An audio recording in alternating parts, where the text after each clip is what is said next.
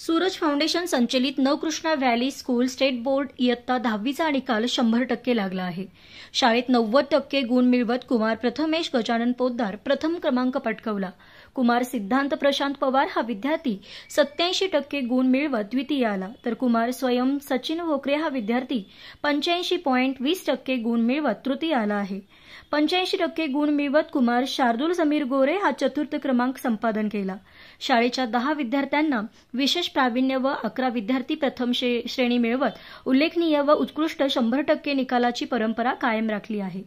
शाळेच्या या घवघवीत यशाबद्दल संस्थेचे संस्थापक अध्यक्ष प्रवीण शेटजी लुंकड, सचिव NG कामत, संचालिका प्राचार्य संगीता पागनीस, उपप्राचार्य प्रशांत चव्हाण सर, सूरज फाउंडेशनचे सर्व पदाधिकारी यांनी अभिनंदन केले आहे।